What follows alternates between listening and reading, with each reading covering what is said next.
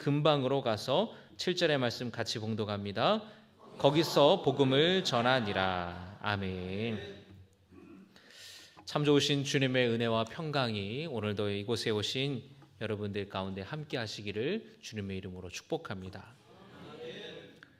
주를 힘입어 담대히 말하니라는 제목으로 하나님 말씀 나눌 때에 우리에게 주시는 하나님의 은혜와 평강이 있기를 주님의 이름으로 축복합니다. 우리 지난주에 바울과 바나바의 1차 전도 여행 초반에 대한 내용의 말씀을 나누었던 거 기억하시죠? 바나바와 바울과 그리고 마가가 구브로 섬에서의 전도 여정을 마치고 배를 타고 버가라는 터키, 오늘날의 터키 남부 지역 항구 도시로 올라갑니다. 구브로 섬이 바나바의 고향이었기 때문에 바나바에게 친숙한 곳이었다면 이 터키 지역은 바울에게 친숙한 지역이었습니다. 지난 시간에 함께 말씀을 나눈 것처럼 이 버가에 도착했을 때 마가는 더 이상 함께하지 못하고 예루살렘으로 도망가고 말아요. 이제 둘만 남은 바울과 바나바는 비시디아 안디옥이라는 도시로 출발했습니다. 지도를 한번 좀 보시면서 그 여정을 보실게요. 자, 화살표를 따라서 보면은 지중해 위쪽에 있는 곳이 바로 오늘날의 터키입니다. 안디옥에서 출발하여서 구브로 섬을 지나서 그리고 버가라는 항구 도시로 갔고 그 위로 안디옥까지 올라가죠. 이 버가에서 비시디아 안디옥까지의 거리는 무려 170km나 되는 상당히 먼 거리였습니다. 도보로 일주일을 꼬박 가야 하는 거리였고요. 그리고 이 안디옥이 해발 1300m의 고원지대였기 때문에 이곳까지 가기 위해서는 험난한 산을 여러 번을 넘어야 됐습니다. 산길을 가다 보면은 도적과 또 강도들이 위협이 있었고 아주 위험한 그런 여정이었다라는 것이에요. 젊은 마가가 이 험난한 여정을 앞두고 집으로 돌아간 것이 한편으로는 이해가 될 정도입니다. 안디옥까지 남은 여정을 함께하기에는 어쩌면 엄두가 나지 않았을지도 모르겠습니다. 여러분, 그런데 우리가 기억해야 될 것은 출발을 했던 안디옥과는 다른 도시라는 거예요. 이름은 같아요. 이름은 같은데 다른 도시입니다. 그래서 이 출발했던 이 안디옥을 수리아 지역의 안디옥이다라고 이야기를 하고요. 그리고 지금 이 전도 여행 가운데 버가에서 터키 중부 지역에 위치한 안디옥은 비시디아 안디옥이라고 얘기를 합니다. 이 비시디아 안디옥은 아주 로마 문화가 주된 그런 도시였습니다. 3,000명의 로마 군인들이 주둔했다 그래요. 군사 도시입니다. 로마 군단 하나가 머물러 있고 건물들도 다 로마식이에요.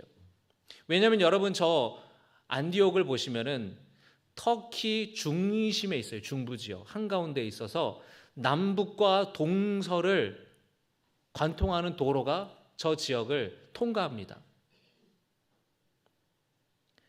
바울과 바나바가 이 비시디아 안디옥에 도착하여서 어디를 먼저 찾았는가?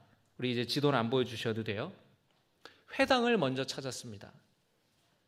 바울이 이방인을 위한 사도로 부름을 받았지만 1차적인 관심은 같은 동포인 유대인이었어요.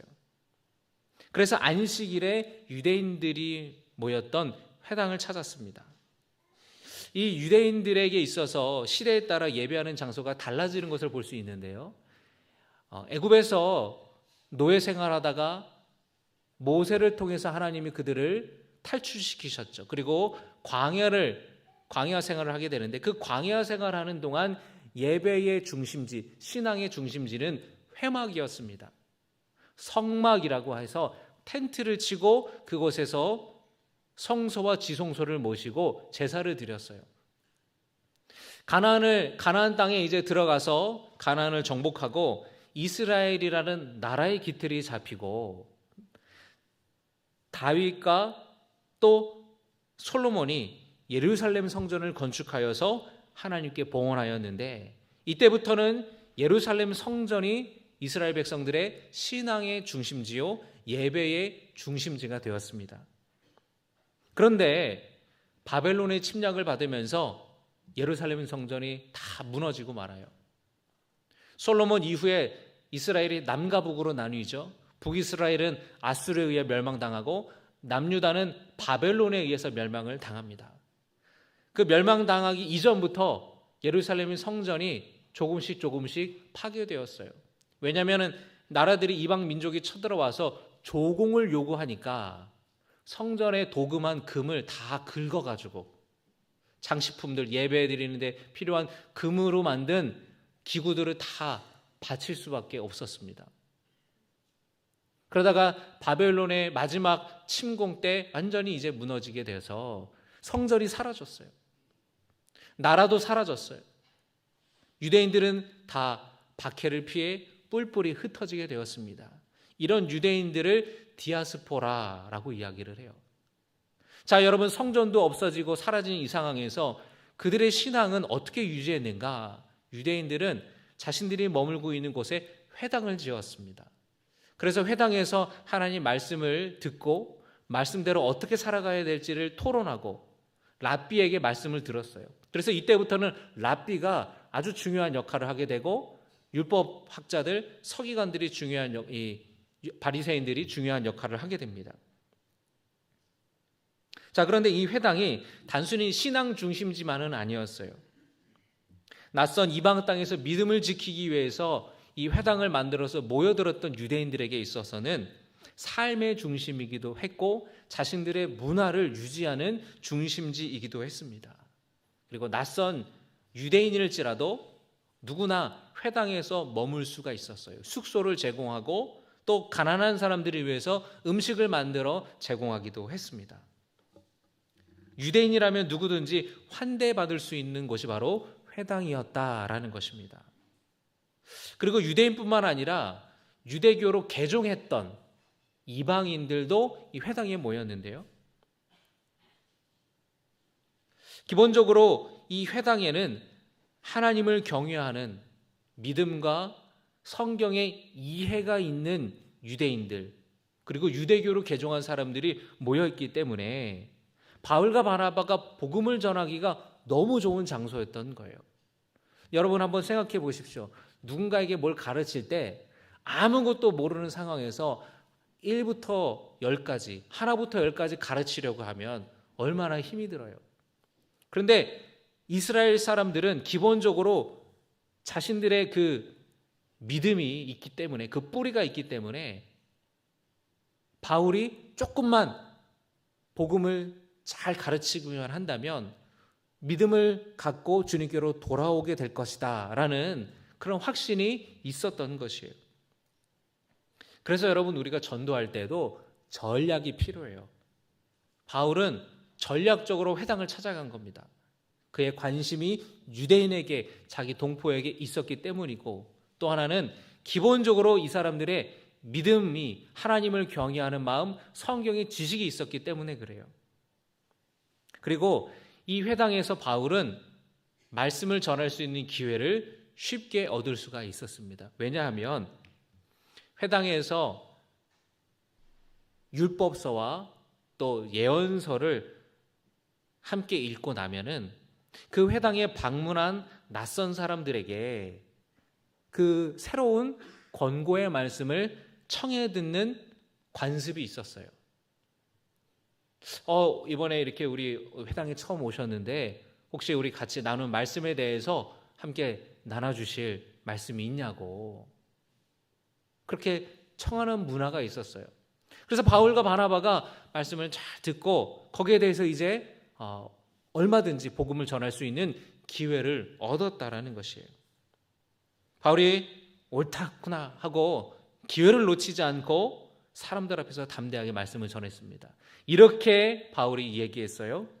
사랑하는 동포 여러분, 여러분은 하나님께서 이스라엘을 택하시고 애굽에서 건져내셔서 광야로 인도해 주셨음을 아실 겁니다.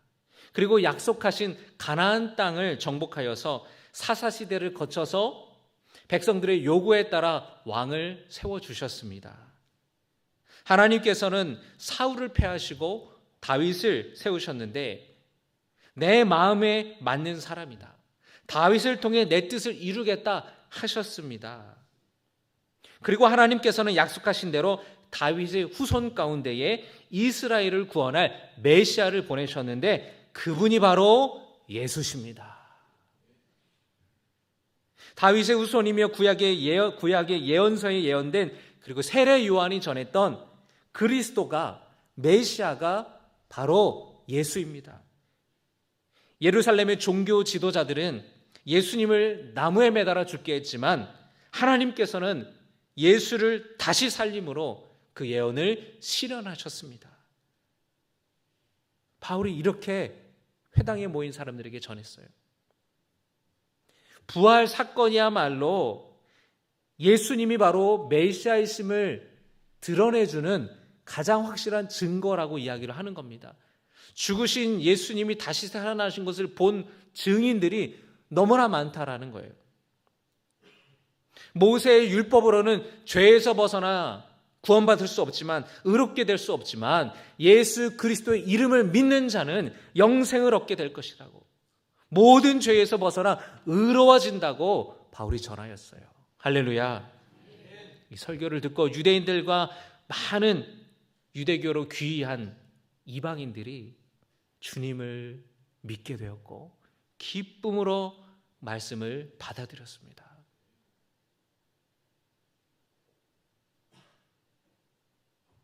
그 다음 주 안식일에도 또 와서 우리에게 말씀을 전해줄 수 있겠냐고 요청했어요. 그래서 일주일 뒤에 바울과 바나바가 회당을 갔는데 둘이 깜짝 놀랐습니다. 왜냐하면 바로 일주일 전에 안식일에 모여있던 사람과 비교해서 너무나 많은 사람들이 말씀을 듣기 위해 회당에 찾아왔기 때문에 그래요. 너나 할 것 없이 회당으로 몰려왔습니다. 여러분, 이 유대인들에게는 오랫동안 가지고 있었던 소망이 있어요. 그건 뭐냐? 바로 메시아를 기다리는 희망, 메시아의 도래를 기다리는 믿음이 있었습니다. 솔로몬 이후에 두 나라가 갈라지고 나라가 멸망하면서 바벨론의 지배를 받고 그 다음에 페르시아의 지배를 받고 알렉산더의 헬라 제국의 지배를 받고 그리고 예수님 시대까지, 지금 사도 바울이 복음을 전하는 이 시대까지 로마 제국의 지배를 받고 수백 년 동안 나라를 잃어버리고 있었어요. 그들에게는 다윗의 후손 가운데에 그리스도가 오신다, 메시아가 오신다라는 예언자들의 그 말씀이 언젠가는 실현될 거라는 기대가 있었어요. 근데 그분이 바로 예수시라는 것을 사도 바울이 담대하게 전했다라는 것이에요. 아, 그렇구나. 우리가 그렇게 간절히 기다리고 바라던 메시아가 예수시구나라는 것을 그들이 믿고 주님께로 돌아왔다라는 것입니다. 그런데 기존에 이 강경했던 유대교 종교 지도자들, 또 율법학자들, 랍비들에게는 이 바울과 바나바가 반갑지가 않았어요. 왜냐하면 유대인들에게는 독특한 민족의식이 있는데 그것은 바로 선민의식입니다.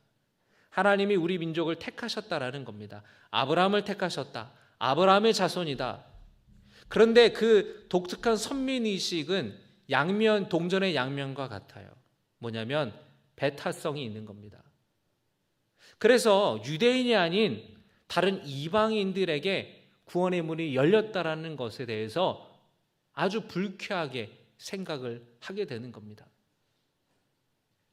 하나님의 계시가 자기들만의 것이라고 생각을 했기 때문에 그래요. 또 예수 그리스도를 믿음으로 의롭게 된다라는 바울의 이 복음이 모세 율법을 목숨처럼 여겼던 자신들의 신념과 신앙과 가르침과 반대되는 것이었기 때문에 여기에 반감을 갖고 바울과 바나바를 방해하기 시작했다라는 것이에요. 그럼에도 불구하고 바울이 담대하게 복음을 전했습니다. 나를 주님께서 이방의 빛으로 삼으셨다. 이방인을 구원하기 위한 이방인의 사도로 나를 부르셨다라고 사도 바울은 담대하게 전해요. 당신들이 사실은 이 말씀을 당신들이 전해야 되는데 당신들이 하지 않으니까, 당신들이 거부하니까, 당신들이 이것을 버리니까 내가 이방인에게로 여기까지 올 수밖에 없었다고 바울이 전하는 거예요. 수많은 사람들이 예수님께로 돌아오는 것을 보고 이 비시디아 안디옥에 있는 유대인들이 높은 관직에 있는 사람들을 이용해서 바울과 바나바를 쫓아버립니다. 바울과 바나바가 비시디아 안디옥에서 비록 쫓겨났지만 그들이 전한 복음을 듣고 예수님을 믿게 된 사람들이 생겨났고 함께 이들이 모여서 예배를 드리는 교회가 공동체가 생겼다라는 것이에요. 자, 이곳에서 쫓겨난 바울과 바나바는 어디로 갔느냐? 이고니온으로 갔어요. 지도를 한번 보실까요? 비시디아 안디옥에서 이고니온으로 내려옵니다. 그리고 루스드라와 더베까지 가게 되는데요. 자, 다시 여기 보겠습니다. 14장 3절의 말씀 우리 같이 읽겠습니다. 두 사도가 오래 있어 담대히 말하니 주께서 그들의 손으로 표적과 기사를 행하게 하사 자기 은혜의 말씀을 증언하시니. 아멘. 이 이고니온에서도 바울과 바나바가 회당을 찾아갔어요. 그리고 많은 사람들이 주님께로 돌아왔습니다. 자, 이곳에서 바울과 바나바가 복음을 전하는데 이 3절의 말씀을 통해서 우리가 알 수 있는 것은 뭐냐면은 바울과 바나바가 주를 힘입어서 담대히 복음을 전했다라는 것입니다. 한번 따라 하실까요? 주를 힘입었다. 네. 여러분, 내 힘으로 하면 어려워요. 내 힘으로 하면 힘이 듭니다. 바울과 바나바는 주를 힘입었어요. 주를 힘입어서 복음을 전했습니다. 여러분, 주님을 의지하고 주님이 주시는 힘으로 전도하시기를, 복음 전하시기를 주님의 이름으로 부탁을 드립니다.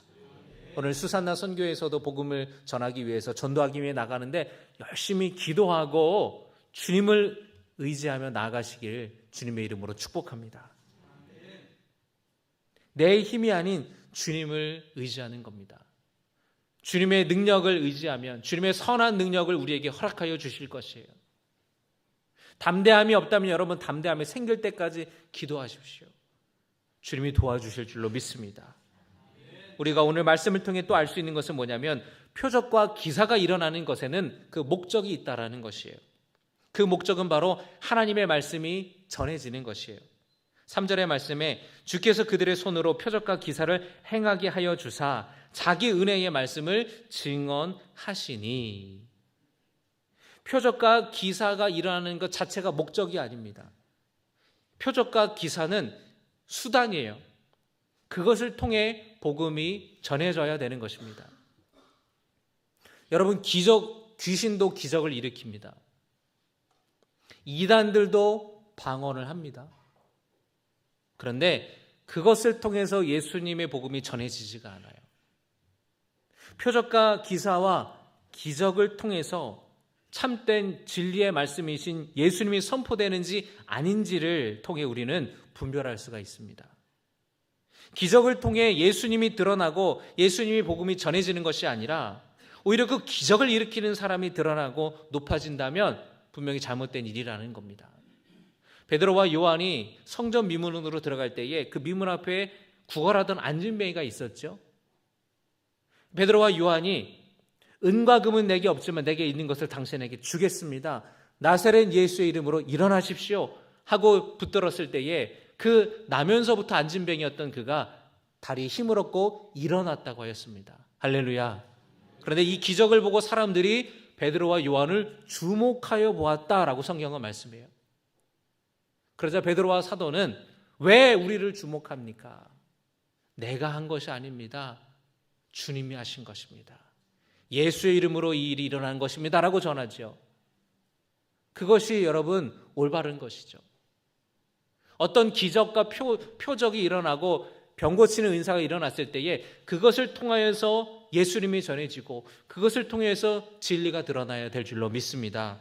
그렇지 않으면 잘못된 것이라는 거예요. 여러분이 바울과 바나바가 이고니온으로 가는데 여기서도 방해하는 세력들이 생겨요. 그래서 이곳을 떠나 루스드라로 또 가서 복음을 전합니다. 그런데 바울과 바나바를 미워했던 이 유대인들이 얼마나 열심인지 안디옥과 이고니온에서부터 루스드라까지 따라와서 회방을 놓는 거예요. 심지어 이들에게 맞아서 바울이 죽을 뻔했습니다. 여러분, 이것을 통해서 우리가 알 수 있는 건 뭐냐면 열심히 전도하려고 하면 방해하는 힘도 그만큼 커진다라는 거예요. 여러분, 그런 얘기 아십니까? 내가 머리가 아픈 거는 너무 일에 열정이 많아서야. 그런 얘기 아세요? 여러분, 우리가 열심히 복음을 전하려고 그러면요, 마귀도 열심히 우리를 방해하려고 해요. 아유, 저 사람은 가만히 놔둬도 돼. 알아서 지옥 갈 사람이야. 알아서 타락할 사람이야 라고 생각하면 마귀도 가만히 내둬요. 그러나 가만히 두면 안 되겠다. 저 사람 저러다가 정말 하나님 앞에 헌신하는 사람 되겠다라고 생각이 들면 귀신은 방해하기 시작합니다. 열심을 낼수록 마귀도 열심을 내요. 내가 열심히 기도해야지. 여름 동안에 비도 많이 오고 너무 더워서 새벽에 잠도 못 자고 힘들었는데 이제 날씨도 선선하고 기도하러 가야지라고 하면 누가 놀러 가자 그러고, 그렇게 방해하는 일들이 반드시 생겨요. 내가 열심을 내려고 그러면 여러분, 바라기는 열심을 내서 그 유혹을 이기고 기도의 자리를 회복하는, 예배의 자리를 회복하는, 그리고 우리가 복음 들고 주님을 전하는 성도 되시기를 주님의 이름으로 축복합니다. 믿음의 사람은 여러분 유혹을 이기는 사람이에요. 여러분 안에 유혹이 많고 계속해서 막 방해하는 세력이 많다라고 생각하면은 여러분, 내가 열심을 내려고 하니까, 내가 하나님 앞에 헌신하려고 하니까 마귀가 방해하는구나. 여러분, 그렇게 생각하세요. 여러분, 믿음으로 이기시기를 주님의 이름으로 축복합니다. 19절의 말씀을 보겠습니다. 유대인들이 안디옥과 이고니온에서 와서 무리를 충동하니 그들이 돌로 바울을 쳐서 죽은 줄로 알고 시외로 끌어내치니라. 바울이 돌에 맞아 정신을 잃었대요. 여러분, 사람들이 돌을 던질 때 얼마 정도 크기의 돌을 던졌을까요? 한 손톱만한 돌을 던졌을까요? 그거 맞아서는 택도 없겠죠. 아마 주먹만한 막 큰 짱돌을 던졌을 거예요. 그런데 여러분, 던져서 맞추는 게 쉬워요, 어려워요? 어려워요. 그래서 어쩌면 이 돌을 그냥 들고 바울의 뒤통수를 모르게 쳤을 수도 있어요. 그래서 바울이 무슨 강도한테 맞아 쓰러지는 것처럼 그 돌을 집어들고 내리치는 사람에게 돌을 맞아서, 뒤통수를 맞아서 피 흘리고 정신을 잃었을 겁니다. 정신을 잃어버린 거예요. 그러니까 사람들이 죽은 줄 알고 성 밖으로 끌고 가서 그냥 던져버린 겁니다. 그곳에 20절의 말씀을 보니까 제자들이 둘러섰을 때에, 여러분, 여기서 제자는요, 예수님을 따라다녔던 12제자가 아니에요. 사도행전에 이제 나오는 제자들은 다 예수 믿게 된 성도들을 말하는 겁니다. 이 이고니온에서 지금 루스드라까지 왔는데, 이 루스드라에서 바울이 전한 복음을 듣고 주님께로 돌아왔던 이 성도들, 믿음이 생긴 성도들이 바울이 지금 쓰러져서 죽어가니까, 이 정신을 잃으니까 둘러서 있는 거예요. 근데 바울이 다행히 정신을 잃었다가 깨웠습니다. 20절의 말씀을 보니까 제자들이 둘러섰을 때에 바울이 일어나 성에 들어갔다가 이튿날 바나바와 함께 더베로 갔다라고 했어요. 여러분, 누군가가 악의적으로 여러분을 돌로 쳐서 죽을 뻔한 적이 있으십니까? 그런 경험한 사람은 별로 없을 거예요. 만약에 그런 일을 당했다면 트라우마가 생겨요. 다시 그 성으로 돌아간다? 굉장히 어려운 일입니다. 바울은 그냥 그 길로 아유 이제 너무 힘들다. 이러다가 내가 죽겠구나. 그냥 마가가 돌아간 것처럼 그냥 돌아가도 누가 뭐라고 할 사람이 없었을 거예요. 그런데 바울은 그 전도의 여정을 멈추지 않아요. 그 성으로 다시 들어가서 바나바와 함께 다음날 더베로 가서 또 복음을 전하는 것입니다. 여러분, 어려움을 당하더라도 바울처럼 다시 오뚜기처럼 일어나서 복음을 전하시기를 주님의 이름으로 축복합니다. 단순히 선교하고 복음 전하는 것이 아니라 여러분 우리의 신앙생활에도 적용이 되는 말씀이에요. 신앙생활에서도 여러분 어려움이 많아요. 방해하는 일들이 많습니다. 우리의 마음을 힘들게 하는 일들이 많아요. 거기에 여러분 넘어지지 말고 주저앉지 말고 다시 일어서기를, 그래서 주님께 도움을 구하며 의지하시기를 주님의 이름으로 축복합니다. 루스드라와 더베까지 가서 복음을 전했던 바울은 왔던 길을 되돌아갑니다. 여러분 지도 한번 함께 보실까요? 자, 여러분 더베까지 갔던 이 바울과 바나바가 이제 돌아가려고 하는데 그냥 처음 출발했던 지점인 안디옥으로 바로 곧장 가도 되잖아요. 그런데 왔던 길을 되돌아가요. 그래서 더베에서 루스드라, 이고니온, 안디옥, 버가까지 거꾸로 내려갑니다.